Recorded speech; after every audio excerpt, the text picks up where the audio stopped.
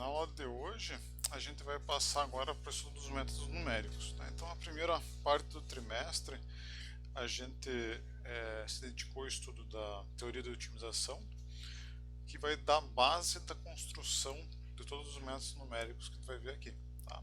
Então, por que a gente vai estudar métodos numéricos? Como vocês viram nos exemplos do livro, da prova, ou que vocês fizeram como exercício, a gente só consegue resolver problemas extremamente simples utilizando a solução analítica, a teoria de otimização com e sem restrições. Tá? Então, o método numérico, a motivação dele é que, para vocês resolverem um problema na prática mesmo, você tem que recorrer para esse tipo de método. Uma vez que, normalmente, quando a gente está lidando com problemas de engenharia, a gente vai ter um código estrutural, algo do gênero, um software que vai nos dar as respostas da nossa estrutura. Tá? Então, mesmo que a gente quisesse tentar tirar daqueles gradientes, hessianas, a gente não conseguiria se não fosse numericamente. Tá? Então, é uma exigência assim, básica para a gente conseguir utilizar a otimização de fato para alguma coisa. Tá? Então, basicamente o que a gente vai ver aqui é a ideia básica e ver diferentes métodos, abordagem para otimização utilizando métodos numéricos e de problemas sem restrições. Então, como a gente começou lá na teoria, com problemas sem restrições, a gente também começa aqui com problemas sem restrições. Então, o que a gente vai ver aqui vai servir também como de base para a gente progredir nas próximas aulas para otimização com restrições. Tá? Então, o que a gente vai querer resolver aqui basicamente na aula de hoje? É encontrar o vetor x estrela, que minimiza a nossa função objetivo S e está sujeita somente às restrições de caixa. Tá? Então, seria aquele problema do tipo mais clássico que nós tínhamos, que é minimizar uma função x ao quadrado. Tá? Só que agora a gente não vai mais utilizar aquela teoria que nós vimos, ou seja, utilizar a condição necessária da utilidade, que seria fazer o gradiente da função ser igual ao vetor nulo, para achar os pontos estacionários, e depois verificar a derivada segunda ou a condição aqui da matriz descendente da função nesses pontos estacionários, para ver se esses pontos são máximos, mínimos ou pontos de inflexão. Então não vai conseguir fazer isso aqui. Tá? Mas a gente não consegue fazer mais isso aqui, não vai utilizar isso diretamente, mas a gente vai utilizar esses conceitos, tanto do gradiente quanto da hessiana, para montar nossos métodos numéricos. Beleza? Então vamos tentar começar com eles. Eu já tinha dado uma ideia assim, intuitiva antes da prova, vamos aprofundar aqui na aula de hoje. O que são esses métodos numéricos? Como é que eles funcionam? Basicamente é o seguinte: no método numérico, você vai escolher um ponto qualquer no domínio e esse ponto e o algoritmo, o método numérico, vai caminhar no domínio até achar um ponto que ele considere de mínimo. Tá? Então, nesse exemplo que a gente está vendo aqui, você podia colocar aqui o ponto x igual a zero como ponto inicial.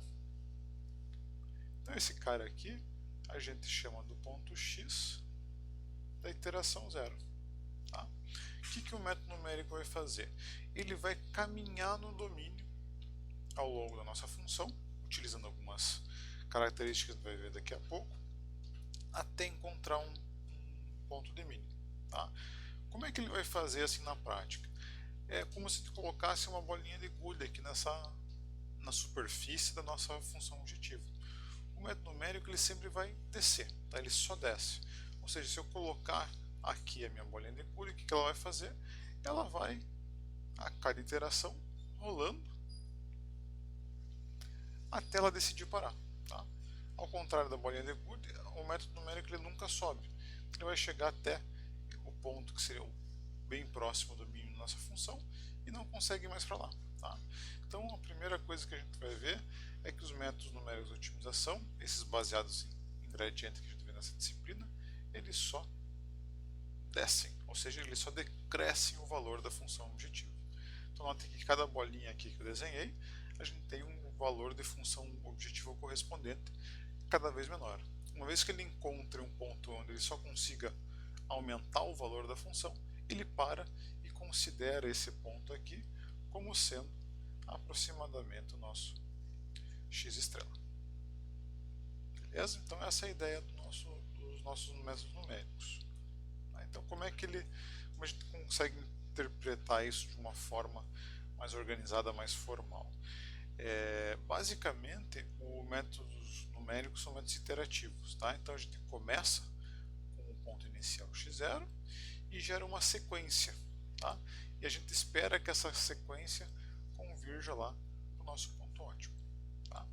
A transição de um ponto para o outro, ela vai ser dada por duas quantidades. Vai ser o seguinte: o próximo ponto dessa sequência vai ser o ponto atual mais aqui um incremento, uma atualização, tá? O ponto atual onde a gente está. O que vai ser esse incremento? Vai ser uma quantidade que vai depender do valor da função objetivo do gradiente da RC nesse ponto, beleza?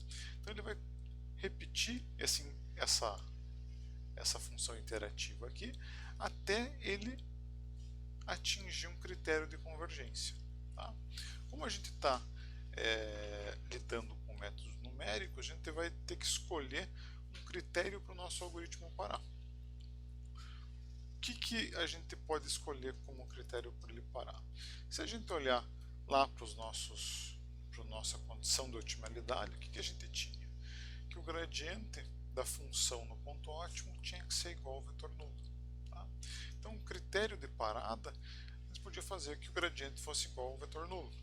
Mas como a gente está lidando com métodos numéricos, fazer alguma coisa ser igual a zero é muito difícil. Então, a gente vai ter que acabar fazendo que alguma medida desse gradiente seja menor que um númerozinho bem pequeno. Tá? Então, o critério de convergência, o critério de parada de um algoritmo de otimização numérico mais clássico é fazer o quê? É fazer o gradiente da função no ponto atual do meu processo iterativo ser menor do que um valorzinho de tolerância, tá? Um número bem pequeno. Esse cara aqui tipicamente é alguma coisa da ordem de 10 a menos 5, 6, 7, 8, dependendo da precisão que a gente quer. Beleza? Então você vai repetir esse processo, ou seja, se a gente olhar para a nossa figurinha, a gente vai descendo a ladeira até a gente encontrar um ponto cuja norma do gradiente nesse ponto seja aí, inferior a um valor de tolerância que a gente vai escolher. Beleza? Então essa é a ideia aí básica dos métodos numéricos de otimização. Beleza, então como é que a gente começa a construir esses algoritmos? Vamos dar uma olhada melhor como é que a gente faz esse updatezinho aqui. Tá? Então, normalmente os métodos numéricos de otimização vão dividir esse cara em duas parcelas, são duas quantidades. Uma vai ser a direção de descida e outra vai ser o quanto eu vou andar nessa direção. Tá? Então, logicamente, a direção de descida é um vetor D e o quanto eu vou andar nessa direção é um escalar que eu vou chamar aqui de alfa. Então, o algoritmo básico de otimização numérica não linear vai ser o seguinte: eu escolho um ponto inicial, x0, faço o meu número de iteração ser igual a zero. Então, nesse ponto eu calculo a direção de descida, verifico a convergência. Se a minha convergência for atendida, eu digo que no meu ponto atual é igual ao ponto ótimo. Se não, eu continuo. Continuo o que é? Eu calculo o meu tamanho de passo, atualizo o meu ponto, ou seja, o meu ponto atual mais o tamanho do passo vezes a direção de descida. Então eu tenho o meu próximo passo, x igual a t mais 1, faço igual a t mais 1 e retorno aqui para o passo 2. E fico repetindo esse processo até a convergência ser satisfeita. Beleza? Então a ideia aqui do nosso algoritmo é que eu escolho um ponto inicial, por exemplo, esse cara. Se eu estiver utilizando o método aí que tem a linha vermelha aqui, por exemplo, eu calculo uma direção de descida. Então a direção de descida dele está apontando em cima dessa linha vermelha. O valor do meu passo faz ele sair desse x0 aqui e vir para um x1 aqui. Nesse novo ponto eu verifico a convergência. Se não convergiu, o que eu vou fazer? Calcular minha nova direção de descida, que está ao longo da linha que ele está andando, vou dar o passo nessa direção, ou seja, vou passar por esse próximo ponto vermelho aqui, vou atualizar o meu T, vou voltar para o meu ponto 2, recalcular a direção de descida, verificar a convergência e assim por diante. Tá? Então notem, seja aqui pelo algoritmo da linha vermelha ou da linha preta, a gente está caminhando ao longo do domínio. Beleza? Então o que vai diferenciar um método do outro? O que a gente vai fazer? Construir os algoritmos é como a gente escolher a direção de descida e como a gente calcular o tamanho do passo. Beleza? Então vamos ver alguns detalhezinhos a mais sobre essas duas quantidades. Então primeiro a direção de descida. Qual que é a coisa mais importante de uma direção de descida? Ela fazer que o valor da função f nessa direção decresça. Tá? Ou seja, o valor da função f no próximo passo, em x de t mais 1, tem que ser menor do que o valor da função objetivo no nosso ponto atual, xt. Tá? Se a gente substituir aqui o xt mais 1 pela nossa equaçãozinha da atualização, que é xt mais alfa vezes direção de descida, essa igualdade tem que ser satisfeita. Tá? Se a gente aplicar fizer uma expansão de Taylor desse lado aqui esquerdo da inequação, o que a gente vai ter? Vamos recuperar essa equação 11 aqui. Se a gente notar nessa equação, eu consigo eliminar esses dois termos, eu fico com esse termo aqui. Tá? Esse termo aqui que tem o gradiente da função no ponto xt, vezes o alfa t vezes o dt. Tá? Como o alfa é uma constante, a gente pode dividir os dois lados da equação por alfa e a gente tira ele da equação. Obtemos aqui a equação 12. O que ela está dizendo para a gente? Que o produto interno entre o gradiente da função no ponto e a direção de descida tem que ser negativo. Tá? Então, para isso acontecer, o ângulo entre o gradiente da função e a direção de descida que a gente escolher para descer tem que estar aí entre 90 e 270 graus. Tá? Então, se a gente, por exemplo, fizer a nossa direção de descida ser igual ao negativo do gradiente da função do nosso ponto atual, esse ângulo aqui, entre os dois, obviamente, vai ser lá de 180 graus e a gente vai estar tendo sempre uma direção de descida. Tá?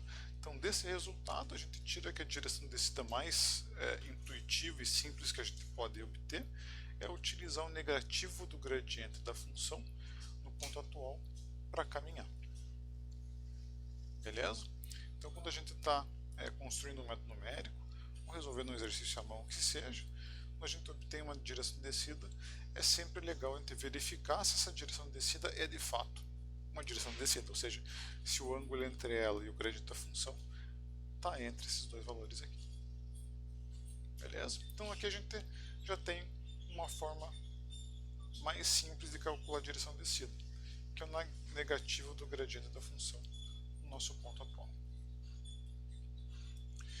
Então o nosso algoritmo de otimização sem restrições mais simples possível, ele vai ser o quê? Ele vai utilizar o negativo do gradiente da função como direção de descida e escolher um passo fixo. Tá? Então, ao invés de nós termos um cálculo de passo a cada iteração do algoritmo, a gente diz lá que o nosso passo é sempre um valor fixo, sei lá, 0,01.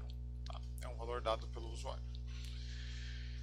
Obviamente, como a gente vai ver daqui a pouco nos códigos que a gente vai utilizar, essa combinação aqui, especialmente pelo passo fixo, é extremamente ineficiente.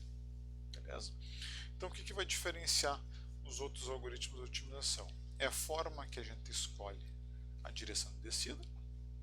Então, a gente vai ver aqui na aula de hoje duas classes de métodos. O primeiro que é o gradiente conjugado e o segundo que é os métodos de Newton. E como a gente calcula o nosso tamanho de passo. Tá? Então, aqui a gente pode calcular analiticamente, que a gente vai ver daqui a pouco, que recai num problema de otimização de uma dimensão, ou utilizar métodos aproximados. Vamos ver aí alguns disponíveis. Tá? Então, cada combinação entre método de calcular direção de descida e método de calcular tamanho de passo, a gente gera um algoritmo de otimização diferente. Beleza? Então, como é que o pessoal trabalha para desenvolver algoritmos e tentar criar formas mais eficientes de calcular esses dois caras.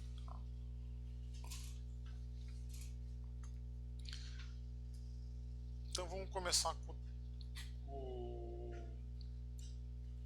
o cálculo do tamanho do passo. Tá? Vamos mostrar aqui então o seguinte, que o tamanho do passo ele vai se resumir a um problema de otimização de uma dimensão. Tá? Então notem, se a gente já sabe calcular a direção de descida para uma interação qualquer, ou seja, a gente sempre faz a hipótese que a gente sabe calcular o gradiente da função em qualquer ponto, a direção de descida a gente sempre tem. Então, dado um D, o nosso próximo, para a gente achar o nosso próximo ponto, a única quantidade desconhecida é o alfazinho. Tá? Então, se a gente olhar essa equação de recorrência aqui, a função de x em t mais 1 igual a o valor da função f em xt, ou seja, o nosso ponto atual que a gente conhece, vezes alfa, que a gente não conhece, vezes a direção descida, que vão arbitrar que é conhecida. Por exemplo, o gradiente da função que a gente já calculou. Tá? Então notem, a constante alfa t é a única coisa que a gente não conhece para a gente passar aqui do ponto xt para o xt mais 1. Beleza? Então por isso que a gente recai num problema de otimização de uma dimensão. Tá? Por ela ser uma constante, um escalar, a gente precisa calcular ela. Tá? Então como é que a gente faz? A gente tem que dar um jeito de achar o alfa estrela, o escalar alfa estrela, que minimize a nossa função f, que agora, como a gente viu aqui em cima, é somente função desse alfazinho. Tá? Então, para resolver esse problema analiticamente, o que a gente pode fazer? Como é um problema em uma dimensão, a gente pode fazer o que? Derivada df em relação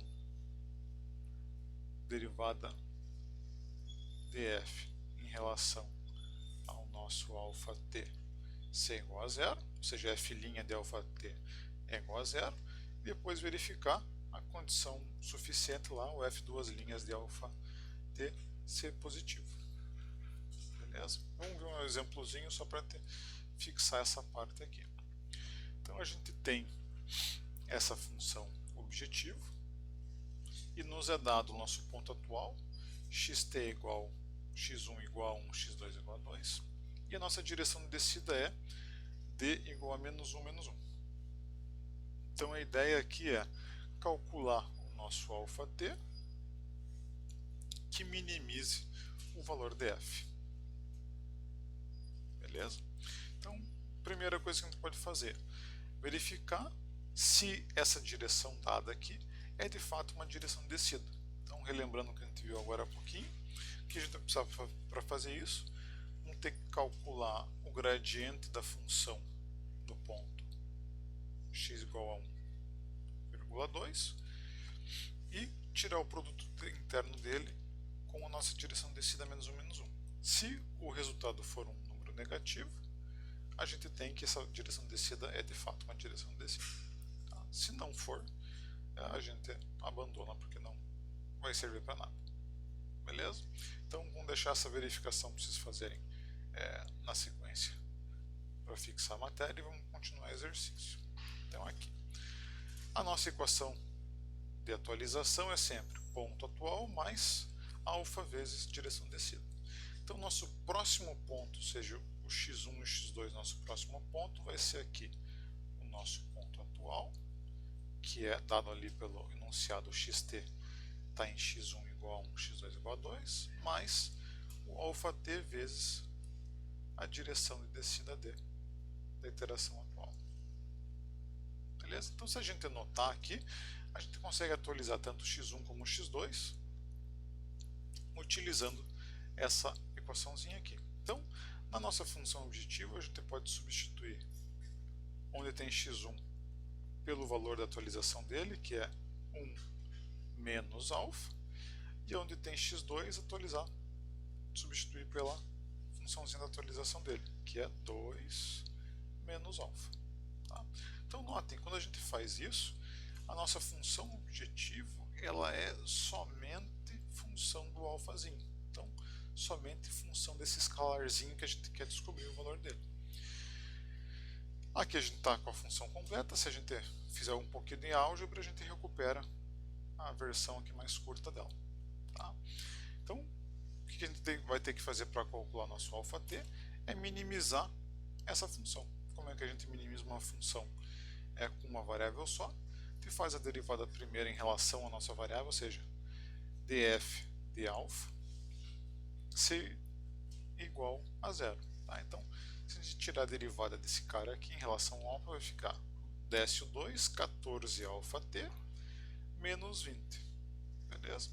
Se eu isolar o alfa na equação, eu tenho aqui meu candidato a mínimo. Tá? O que eu preciso fazer nesse ponto? Verificar a condição suficiente de otimalidade. Para fazer isso, a gente tem que tirar a derivada segunda da função. Então, derivar mais uma vez esse cara aqui, que vai sobrar? Vai sobrar só 14, tá? Que é um valor maior que zero, ou seja, esse ponto que nós achamos é pelo menos aqui um mínimo local do problema. Então, tendo agora meu valor de alfa, que a gente iria fazer, substituir ele aqui e ter o nosso próximo ponto. Tá? Então, nosso próximo ponto seria o que? 1 menos 10 sobre 7, x1, né? E o x2 seria 2 menos 10 sobre 7. Beleza?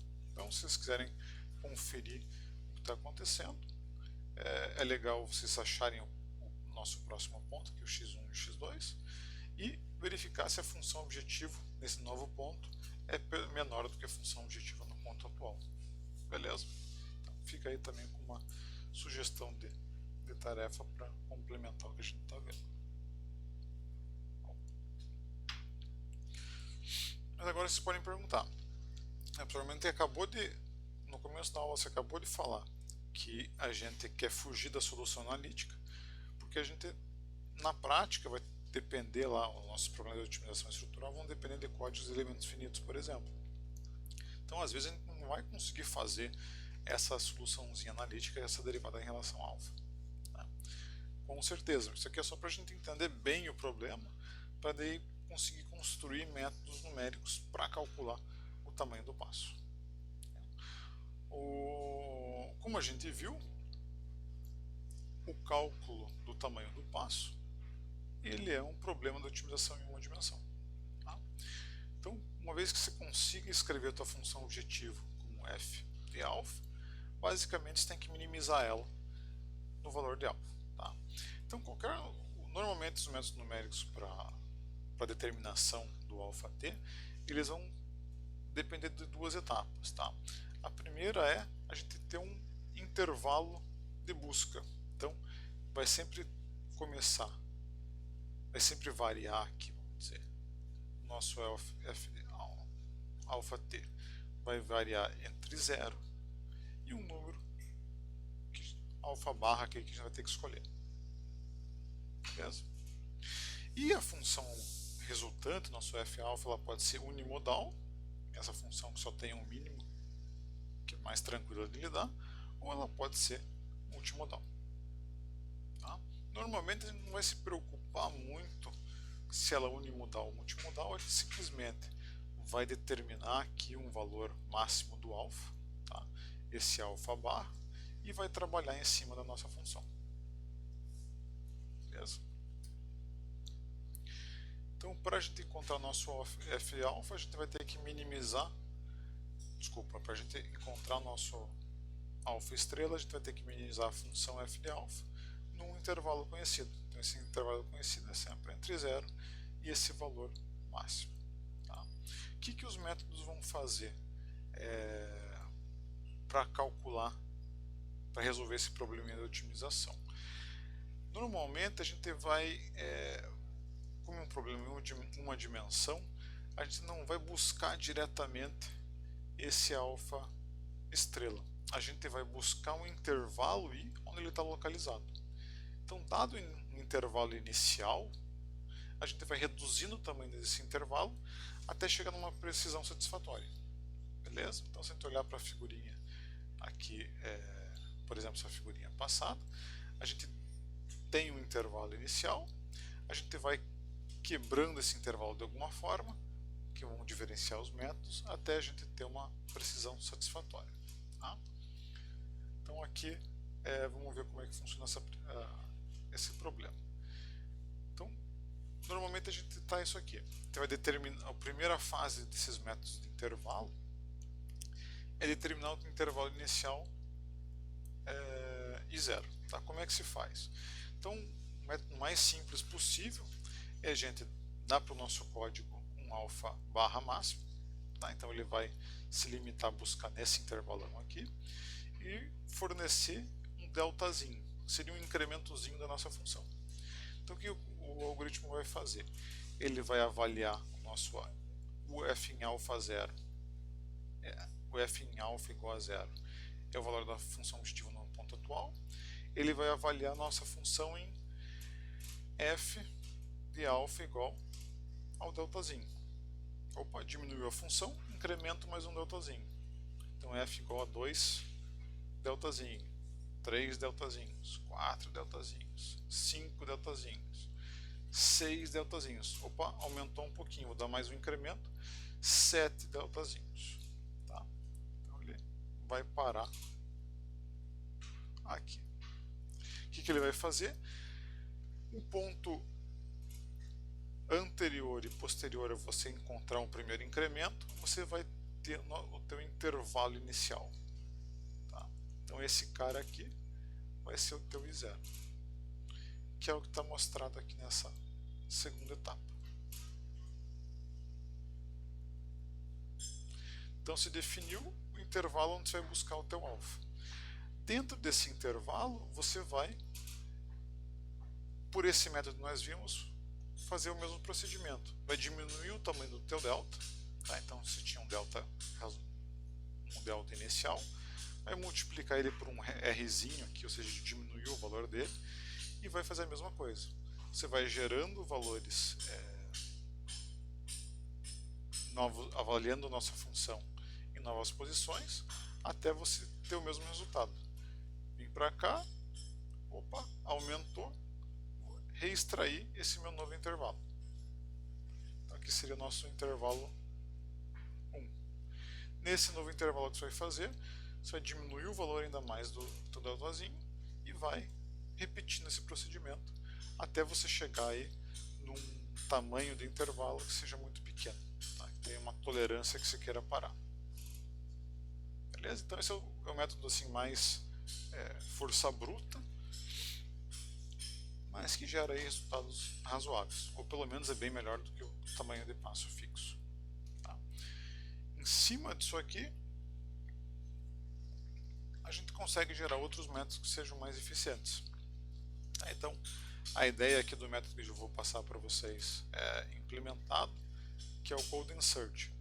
Basicamente, o que ele faz? Ele gera aqueles intervalos, em vez de ser intervalos constantes, né? Por exemplo, alfa igual a 0, alfa igual a delta, alfa igual a 2 delta e assim por diante. Ele gera esses deltas como se fosse uma sequência de Fibonacci. Tá? Então ele nunca fica um valor fixo. Então, em vez de ter aqueles deltas fixos, ele vai gerando uma sequência de Fibonacci e tende a ter um resultado mais eficiente do que o método anterior. Tá? E aí, dentro dessa ideia, você pode ter ali no livro da Aurora, já tem pelo menos mais uma ou duas alternativas para essa classe de métodos, mas a ideia é sempre geral, é sempre essa que eu apresentei. Tá? Outra saída aqui seria utilizar uma função quadrática de aproximação. Tá? Então, ao invés de você ficar gerando aqueles subintervalos, você define um limite inferior e um limite superior no intervalo. Você tem dois pontos, você escolhe um terceiro e passa uma parábola, minimiza minimiza essa parábola e você tem o teu ponto inicial, o teu tamanho do intervalo aqui. Beleza? Então, um outro método fica mais simplificado. Você analisar a tua função em menos pontos pode ser mais vantajoso. E um que é legal também vai para uma outra classe de métodos, que são os métodos de busca inacurada, que chama. Tá? Então, basicamente, ele vai ter algumas regrinhas aqui. As duas mais conhecidas seriam a regrinha de Armijo e a regra de Wolff, que você vai utilizar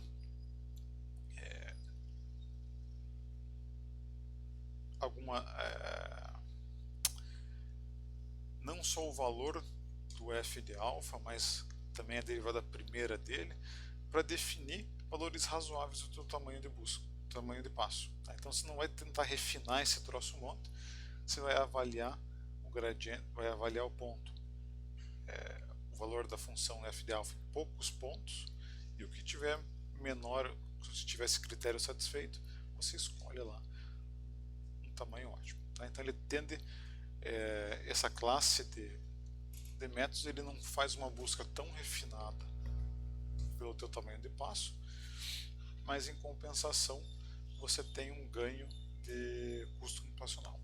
Tá? Então eu vou colocar aí como um dos itens para o trabalho final da disciplina a implementação de uma dessas técnicas que a gente está vendo aqui, seja de Armijo, de Wolff ou da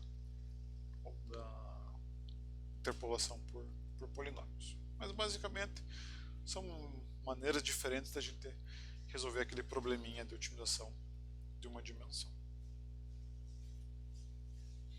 Beleza? Querem fazer alguma busca? Pode falar.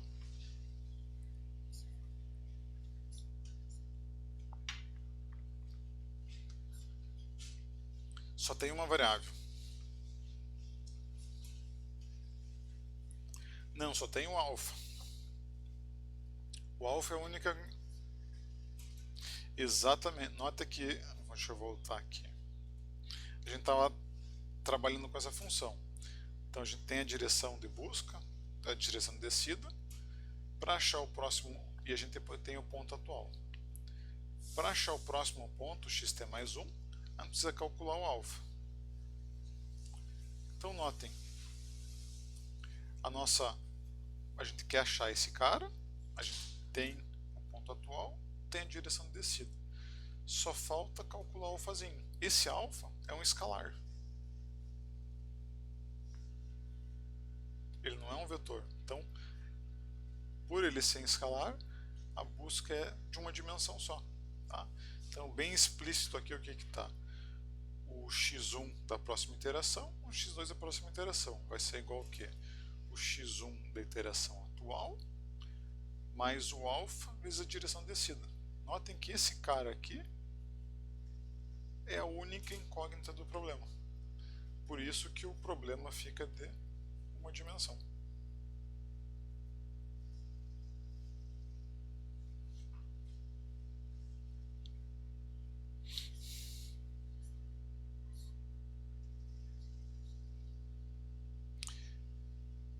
Isso, assim, a nossa função, essa função d que a gente vai ter que minimizar,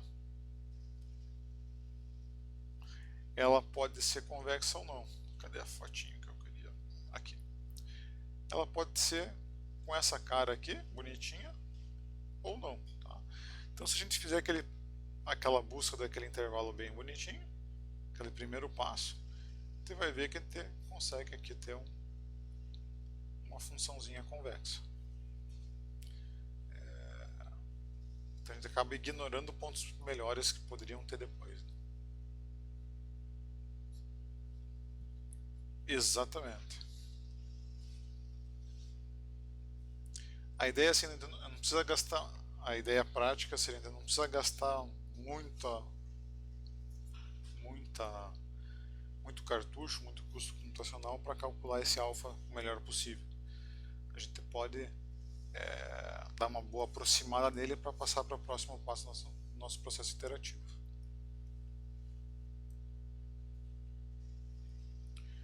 A gente só vai a gente vai precisar gastar muita energia para calcular esse alfa, caso o cálculo do nosso gradiente seja muito custoso.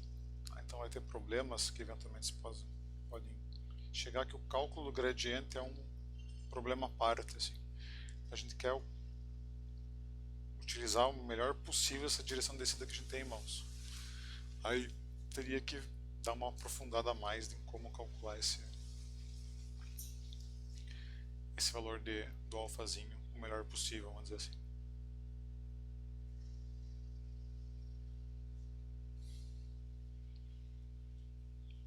Mais perguntinhas, dúvidas, pessoal?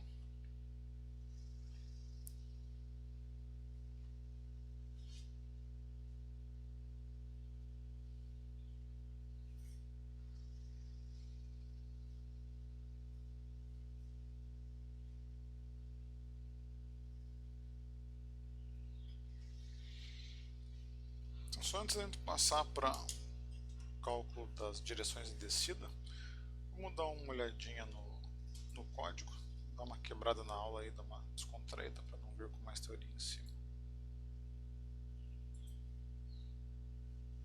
Então vamos ver lá.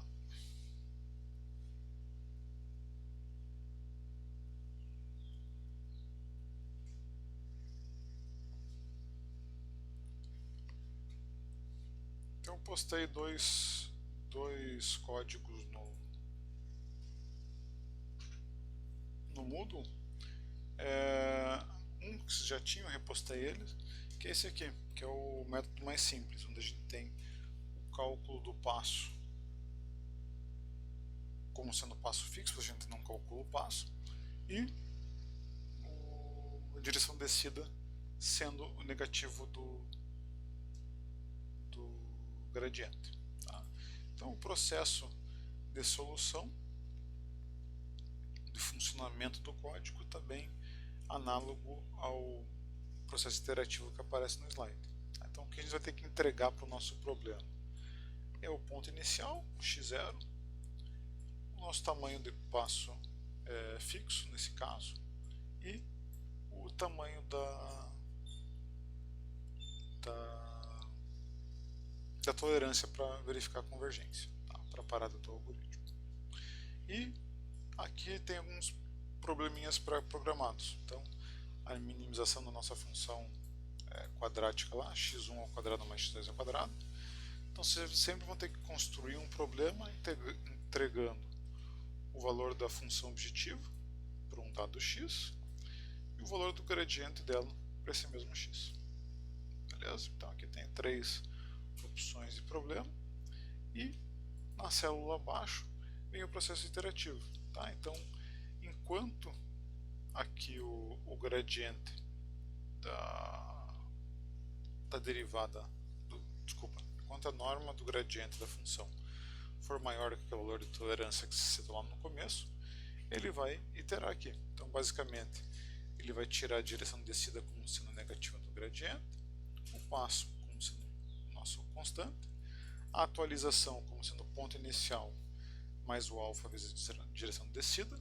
Nesse novo ponto, ele chama de novo o nosso FBJ, que está definido aqui em cima, ou seja, ele calcula o valor da função objetivo e do gradiente no novo ponto, atualiza o ponto, ou seja, x igual a xk, seria no nosso slide ali o xt mais 1 igual a xt, e atualiza o valor de t lá, aqui no caso k, t igual a t mais 1. Tá? Então, nessa célula ele vai fazer o while, e quando ele sair ele vai cuspir os resultados. Tá? Então os resultados aqui basicamente vão ser o ótimo encontrado. Então para o problema 1 o ótimo tinha que ser 0. Então aqui ficou um número próximo um vetor próximo de 0. Então, alguma coisa vezes 10 a menos 7, outra coisa vezes 10 a menos 7. O valor da função objetivo tinha que ser 0, ficou aí um lixo numérico, alguma coisa vezes 10 a menos 13. A norma do gradiente no ponto ótimo encontrado, e aqui algumas métricas de custo computacional. Seria quantas vezes você chamou aquela função FBJ, que a gente vai definir como nosso custo computacional, o nosso cost aqui no código, e o número de iterações. Beleza? Então o funcionamento desse cara, ele é relativamente simples. E o outro código que eu passei para vocês, deixa eu só aqui verificar.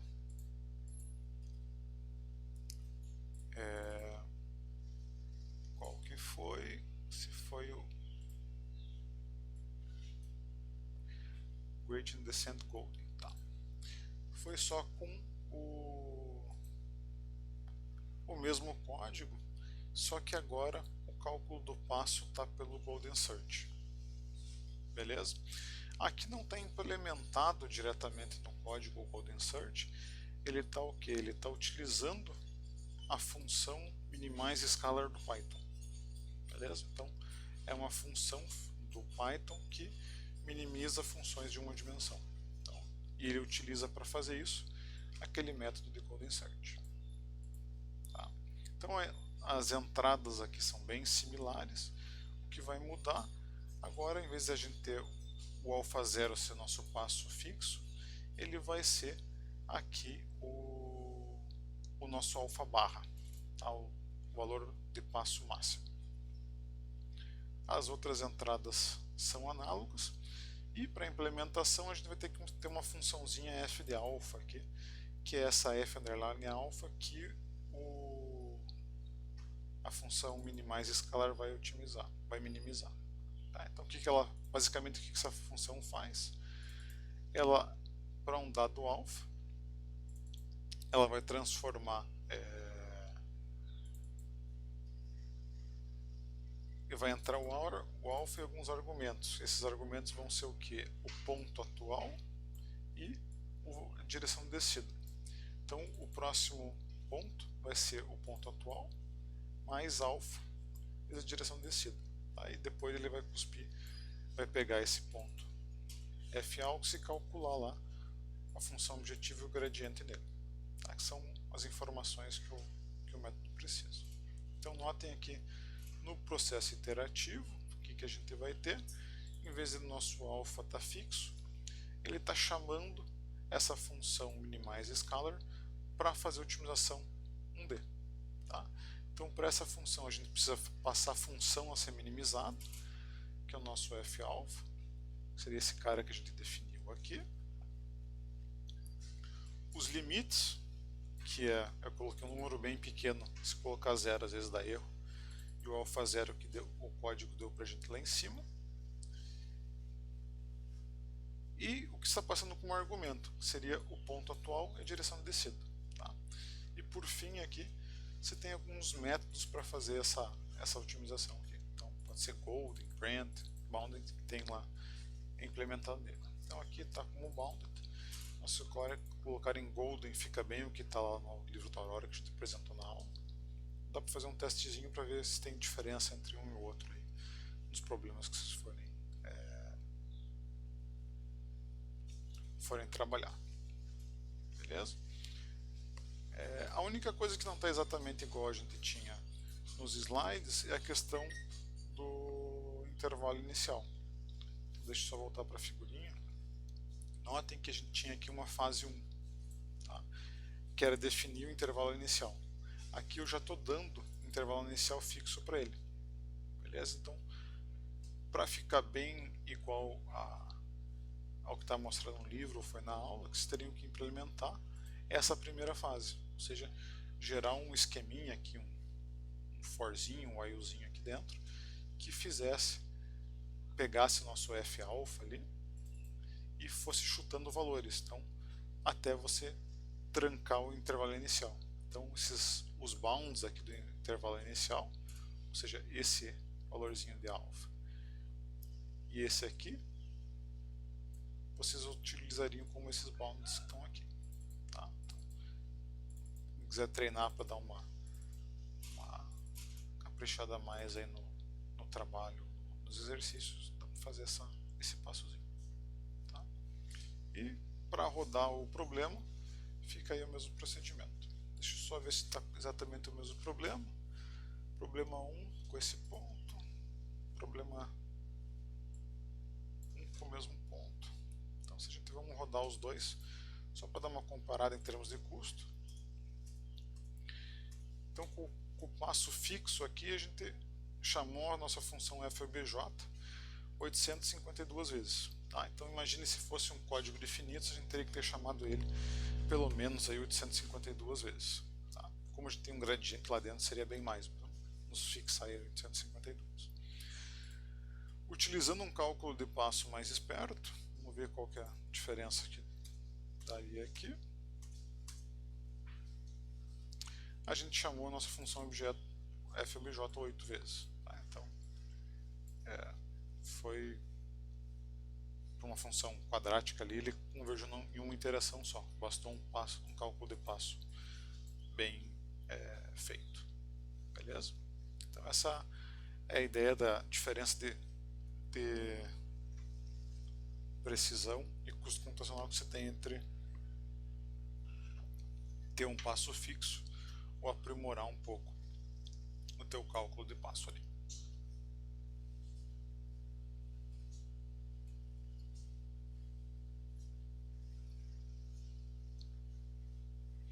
Querem fazer alguma perguntas, dúvidas? Antes da gente continuar para a segunda parte da aula.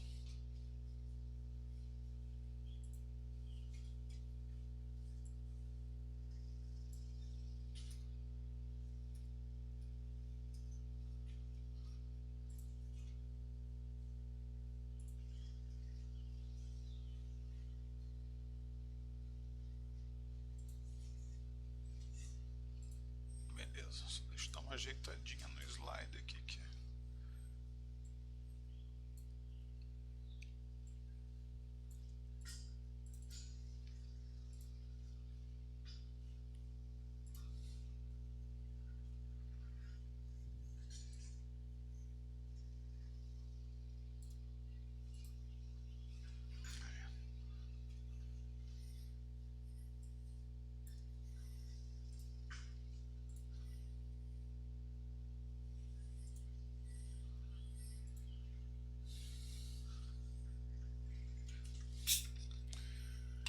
Então aqui a gente viu algumas opções para cálculo de passo. Só que a gente pode também ganhar em eficiência melhorando o cálculo da nossa direção de descida. Tá? Então o primeiro método que a gente vai ver para o cálculo da direção de descida, mais aprimorado, seria do gradiente conjugado. Tá? O que acontece? A gente consegue provar o seguinte: para o gradiente simples, né, para o steepest descent direction, ou seja, aquele cara que usa somente o negativo do gradiente df como direção de descida, a gente consegue provar o seguinte: que a direção de descida entre iterações consecutivas acaba sendo ortogonal, ou seja, eu começo num ponto x0 aqui, calculo o gradiente, calculo um tamanho de passo e venho parar num ponto x1 aqui. Tá? Se eu utilizar calcular o gradiente e calcular o tamanho do passo, você vai acabar indo por aqui um ponto x2. Então notem, esse cara aqui acaba sendo muitas vezes ortogonal. Então notem, você vai ter que fazer uma escadinha com esse método para conseguir convergir lá para o mínimo. Isso significa o quê? Você vai ter que fazer um monte de cálculo de gradiente e um monte de solução de problemas de cálculo de passo. Tá? Aqui no lado a mesma coisa. Você começa num ponto qualquer, x0, calculou o gradiente, vem para o x1. Calculou o gradiente, tamanho de passo, vem para o x2. Calculou o gradiente, tamanho de passo, vem para o x3 e assim por diante. Tá? O que a gente consegue fazer para melhorar esse processo aí? Utilizar o método gradiente conjugado. Então o que esse método faz? Observando que a direção da direção de descida do gradiente entre duas iterações consecutivas acaba sendo ortogonal, ao invés de você ficar fazendo esses degrauzinhos, ele tenta cortar numa diagonal entre essas duas direções. Tá? Então notem, no gradiente simples a direção de descida seria essa aqui, da primeira iteração, e da segunda iteração seria isso aqui.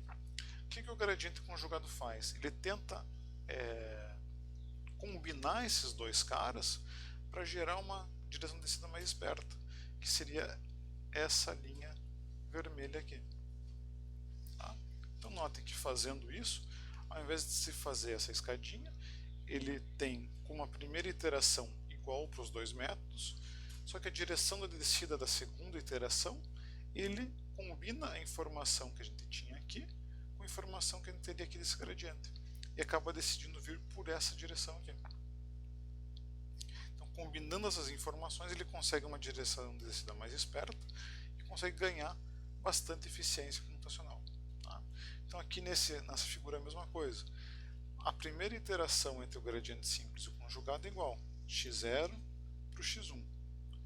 Se fosse então a direção de descida do gradiente convencional, estaria aqui na primeira iteração, teria aqui na segunda iteração. Tá? Então vem para cá, vem para lá. O que o conjugado faz? Ele pega essa informação da direção de descida de uma iteração e combina com a da segunda. Então, em vez de se vir para cá, ele tenta pegar uma diagonal que tende a fazer chegar no mínimo mais rápido. Beleza? Então o caminho em verde aqui seria o gradiente simples, o caminho em vermelho o gradiente conjugado. Na figura da esquerda, o caminho em azul o gradiente simples e o caminho em vermelho conjugado. Essa é a ideia desse método. Tá? Então basicamente o que você vai fazer é calcular a direção de descida com uma combinação entre o negativo do gradiente no ponto atual vezes um beta vezes a direção de descida da iteração anterior. Tá? Então o que é esse beta? Seria aqui uma relação entre o gradiente das duas iterações, da atual e da anterior. Beleza? Então notem, se você salvar o teu gradiente da iteração anterior, assim como a direção de descida da iteração anterior, você consegue facilmente calcular essa nova direção de descida pelo gradiente conjugado. Então a exigência de memória dele é mínima, você vai ter que guardar aqui dois vetores, ou seja, é nada para um espaço de memória do computador, e você consegue aumentar a tua eficiência largamente. Beleza? Então, do gradiente simples para o conjugado, a única modificação do código é como você computa a direção de descida. Então, o processo fica o mesmo. Escolhe-se um ponto inicial, então escolhi o ponto inicial, calcula o gradiente nesse ponto, calcula, verifica a convergência. No quarto ponto aqui, ao invés de vai descer a direção de descida igual ao gradiente, agora ela vai ser essa equaçãozinha aqui, que é bem tranquila de calcular. Tá? Para essa direção, utiliza-se o método de cálculo de passo lá que a gente tem à mão, atualiza o x, ou seja, sai daqui, vem para cá e continua o processo iterativo. Então a gente acaba ganhando bastante eficiência computacional para um mínimo de esforço. Tá? Tem uma pergunta que é bem difícil de responder, que é a seguinte: qual o algoritmo A é melhor que o algoritmo B? Ou seja, o gradiente simples é melhor que o conjugado é melhor que o método de Newton, que a gente vai ver daqui a pouco. Normalmente a gente não consegue responder essa pergunta com certeza, sempre vai depender do problema. Tá? Mas nesse caso é uma das poucas coisas que a gente consegue afirmar: o gradiente conjugado é sempre melhor que o simples. Tá? Então é praticamente um bônus que vem de graça para a gente utilizar o gradiente conjugado. Então, sempre que a gente for utilizar algum algoritmo de otimização, sempre vamos utilizar o conjugado em relação ao simples. Tá? Daí, se for comparar conjugado com o método de Newton, aí vai depender do problema. Tá? Daí não tem fórmula mágica para responder.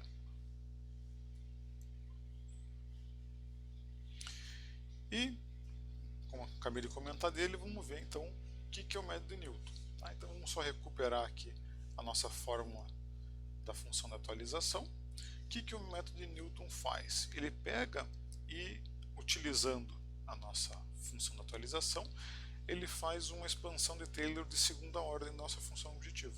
Tá? Então, o f de xt mais delta t,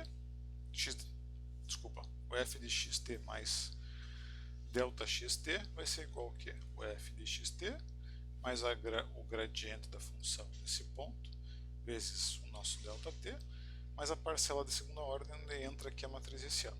Tá?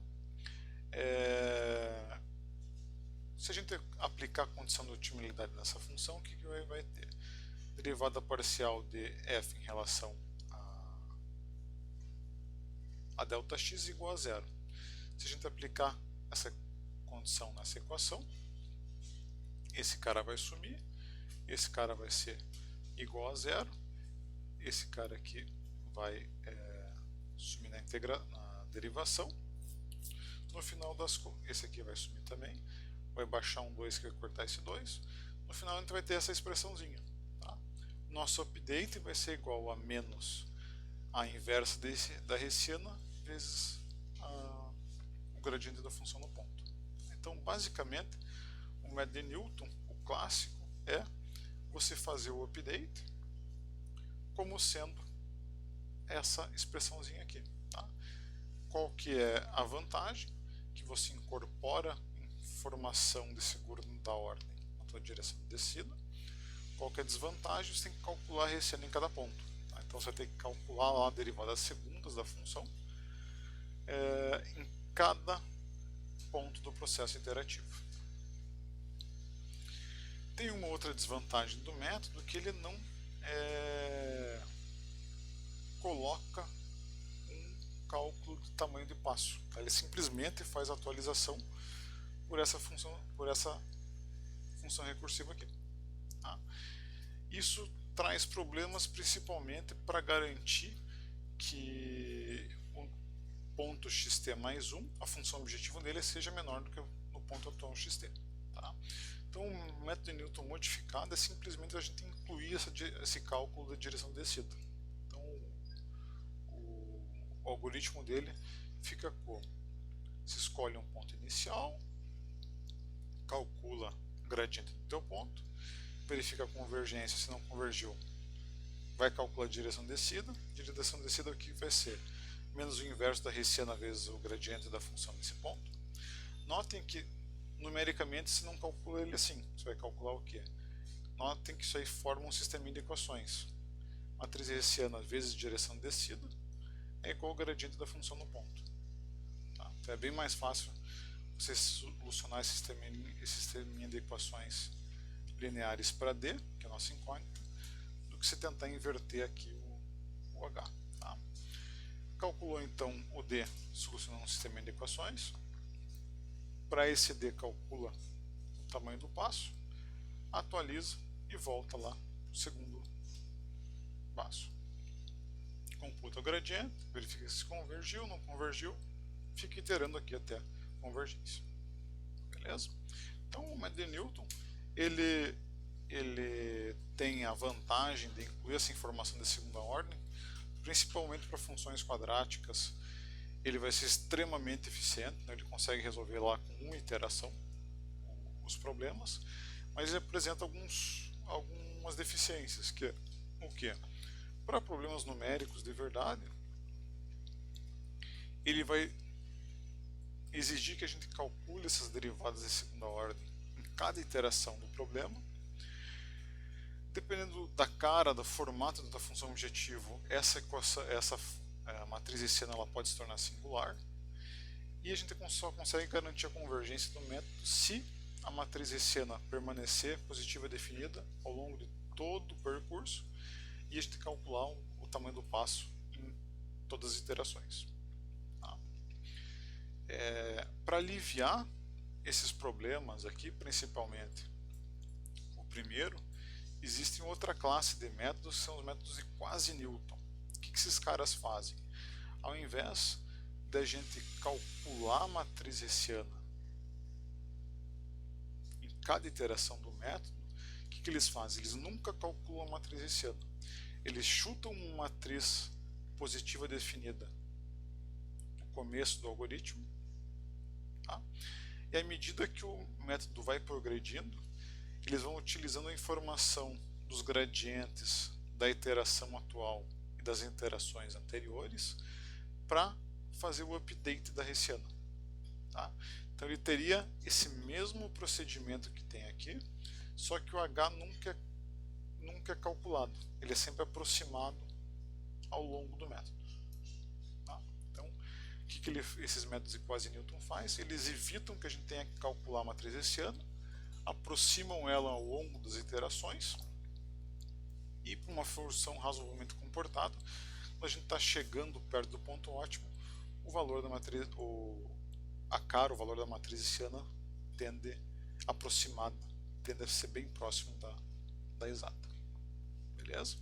Então, no livro da Aurora, eles têm esses dois métodos aqui nessa classe, sendo o método do BFGS o mais clássico, tá? Então, esse aqui é um método que vale a pena programar, que vocês entendem bem o funcionamento desse método de quasi-Newton, e ele é bem versátil. Então, vocês vão ver toolbox de otimização, etc. Esse BFGS vai aparecer bastante, tá? Um método bem eficiente que vale a pena dar uma olhadinha a mais nele. Antes da gente passar para a sugestão de tarefa, querem fazer alguma pergunta, tirar dúvida da segunda parte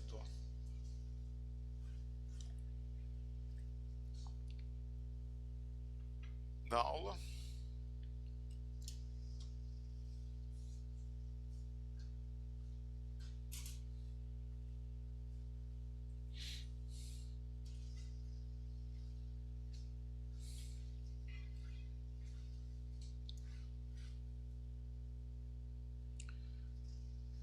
Vamos só ver aqui uma sugestão de tarefa para enquanto vocês vão tomar uma pensada aí.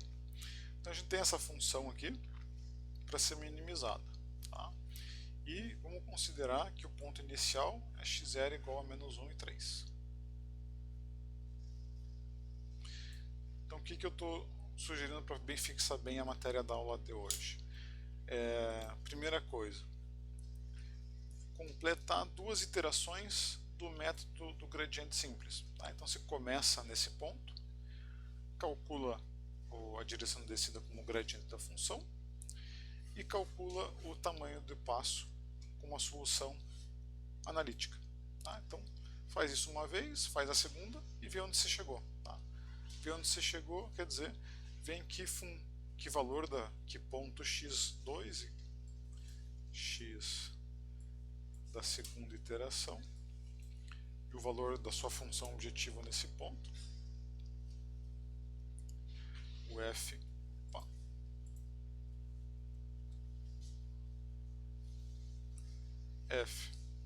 de x2 se chegar. Tá? Então aí fixa bem o funcionamento, tanto do vocês enxergarem bem que o cálculo do alfa é um D, e para treinarem o procedimento em si, vocês vão ter isso bem claro na mente, resolvendo duas iterações do método. Daí que vocês vão fazer? Segundo passo aqui, a primeiro passo, vocês mantêm a primeira iteração mantém constante, só que agora a segunda iteração vocês calculam como sendo gradiente conjugado. Tá? Então, ao invés de ser a direção de descida da segunda iteração, ao invés de ser simplesmente o gradiente, vocês utilizam aquela formulazinha do gradiente conjugado. Beleza? Com essa nova direção de descida do gradiente conjugado, resolve o problema analítico ali do tamanho do passo e vê onde vocês chegaram. Tá? Vê se teve algum ganho. Ganho em que sentido? Se o ponto x2 aqui pelo método do gradiente conjugado é melhor do que esse ponto x2 do gradiente simples. E o terceiro passo, a mesma coisa, só que agora a direção de descida se resolve pelo método de Newton modificado. Então, primeira e segunda iterações, utilizando o método de Newton. E ver se o x2 e o f de x2 que subtém aqui é melhor do que os anteriores. Tá? Então aqui você vê todo o conteúdo que a gente viu na aula de hoje e dá para ter um feeling se tem um ganho de um método em relação ao outro. Tá? Na sequência, vocês implementam o método de Newton modificado, ou seja, tem que implementar o cálculo da direção de descida utilizando agora também a informação do hessiano, e tentam montar aí um esqueminha de comparação nesse exemplo, da solução desse exemplo, utilizando gradiente simples, conjugado e média de Newton. Tá? Para todos dá para utilizar o Golden Search como tamanho de passo. Logicamente aqui vocês vão fazer esse último item utilizando a programação ali, né? Não vão mais fazer a passo, mão a mão, fazer passo a passo, fazer a mão, que fica muito moroso, né? Para o gradiente simples nem tem como fazer, que vai lá para trocentas interações. Beleza? Perguntinhas da tarefa, do conteúdo, acho que é só fazer.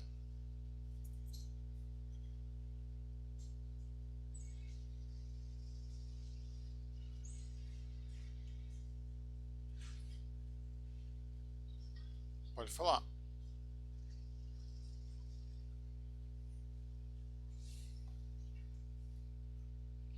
É bem o que a gente fez na aula hoje. Notem, vocês vão ter a função, vão tirar a derivada dela, calcular o gradiente dela, vão ter a direção de descida. Vocês vão ter que resolver bem esse probleminha aqui. Bem análogo que a gente fez aqui. Seria agora para nova função, com um novo ponto inicial e nova direção de descida. Daí executar esse procedimento que tem aqui.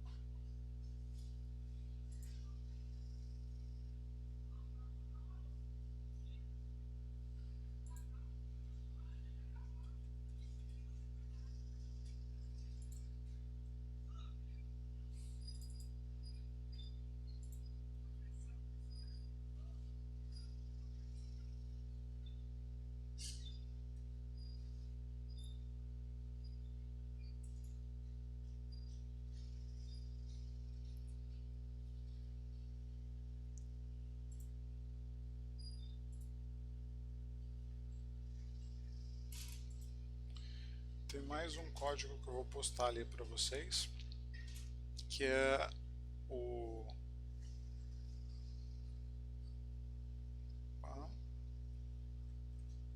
que só o título está errado.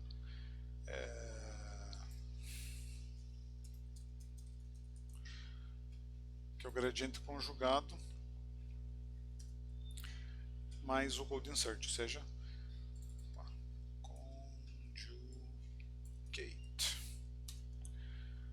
gradiente conjugado para direção de descida e Golden Search para o passo. Então é mesmo, o passo está igual lá do código que você já tem. A direção de descida agora é essa que a gente viu na aula de hoje. Então a utilização dele é bem similar ao que vocês tinham anteriormente, só agora aqui a direção de descida está um pouco mais elaborada. Beleza? Isso aqui vai ajudar vocês a fazerem o passo da tarefa, que é implementar o método de Newton. Então, vocês podem usar esse aqui como base. Para implementar o método de Newton, o que vocês vão ter que fazer? Modificar essa parte aqui da direção de descida. Então, para fazer isso, vocês vão precisar ter o valor do gradiente da função no ponto atual e da matriz hessiana. Tá? Linhas gerais, como é que vocês vão fazer essa modificação? Vocês vão ter que modificar o problema aqui em cima. Tá? Então, quando se define a tua FOBJ, atualmente, ou até esse código, ela retorna o F e o seu gradiente. Aqui, para cada problema, vocês vão ter que fazer ela retornar o F, o gradiente e também a hessiana. Ou seja, vocês vão ter que somar uma linha aqui e fazer o código calcular a hessiana para cada ponto que vocês precisarem. Beleza? Feito isso, vocês vão sempre incluir a volta o retorno aqui da matriz hessiana quando vocês estiverem chamando o FOBJ. Tá? Então, tanto aqui quanto aqui também. Tá? Daí vocês vão ter sempre o H na memória. Vocês conseguem utilizar ele então para calcular a nova direção de descida. Beleza? Então essa é a ideia geral da utilização do código.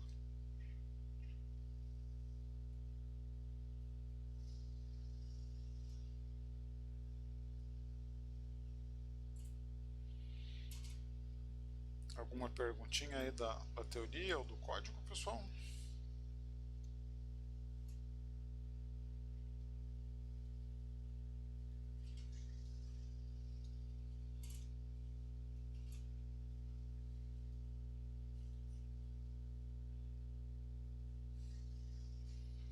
Então, beleza. Vamos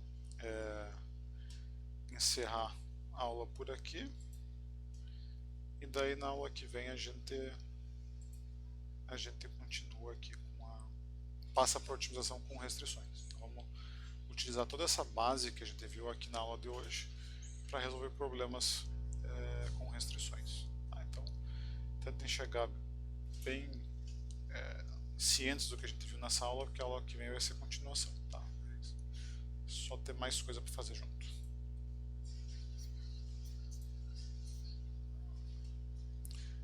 Passo, vai ser bem coisa da aula, assim, que nem implementar o BFGS, implementar daí os algoritmos da aula que vem. Vai ser bem da matéria mesmo.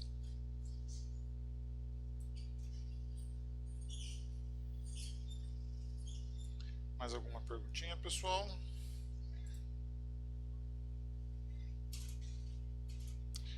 Beleza, então a gente encerra por aqui. Até a aula que vem a gente ataca aí os problemas com restrições.